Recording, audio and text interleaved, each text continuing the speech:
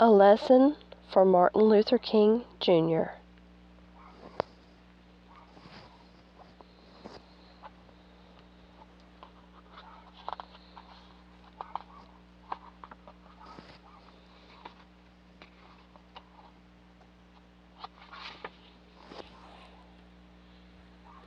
Written by Denise Lewis Patrick. Illustrated by Rodney S. Pate. These are very nice illustrations.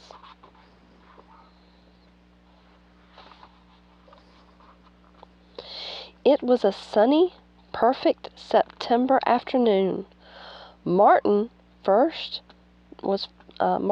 day of school was over. He was so excited. He went across the road to the grocery store to tell his best friend all about it.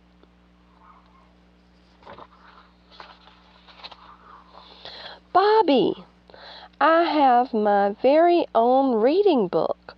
Want to see?" Martin asked. "Maybe later," Bobby said. He seemed really busy, putting cans on a shelf.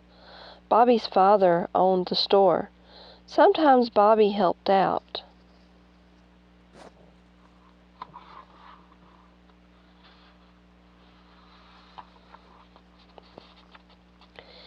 "Can you play ball when you're finished?" Martin asked. He and Bobby had spent the whole summer throwing curveballs and fastballs in the empty lot next to the store. Now they were going to different schools. Maybe. Bobby grinned at Martin.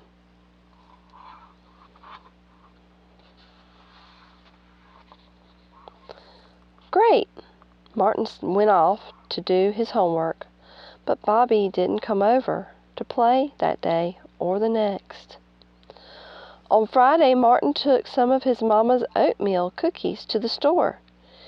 He shoved his baseball into his pocket just in case.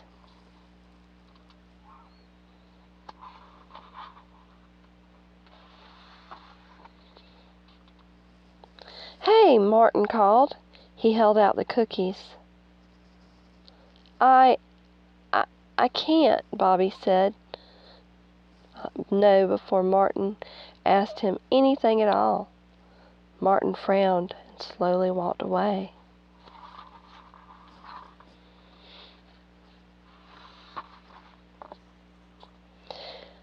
That night, Martin talked to his big sister, Christy. "You think Bobby's mad at me?" "No, maybe his dad wants him to learn more about the store," she told him.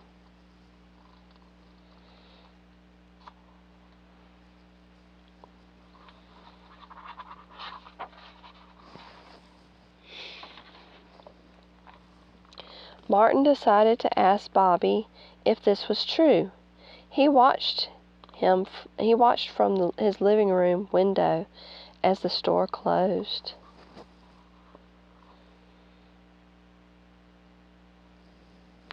When Bobby ran out to get into his mother's car, Martin ran out too.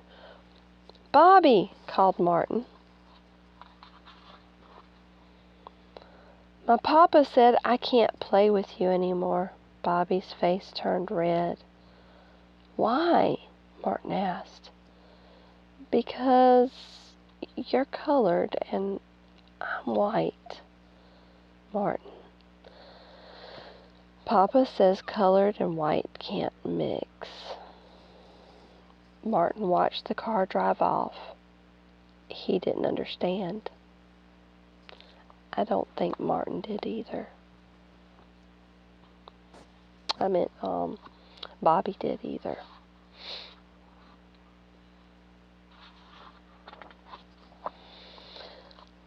Later on at supper time, Martin's father had come home from work.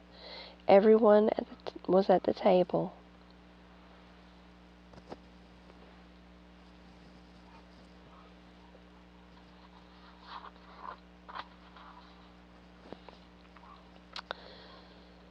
"What's the sad face, son?" his father asked. Martin put down his fork. Bobby's dad told him to quit playing with me because I'm not white. That's not fair, Christine talked and chewed at the same time.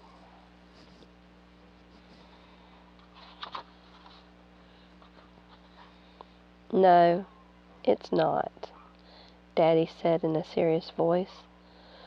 Why does color matter? Why does color make any difference? Martin asked. It doesn't really. Well, some white folks believe they are better than us black folks. Mama nodded. They treat colored people badly. We can't eat in the same restaurants or stay in the same hotels as they do. This is sad.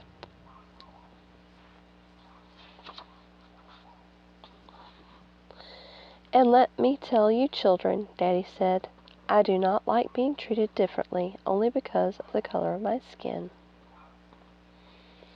Martin looked down at his plate. He didn't feel like eating anymore. But then he got an idea.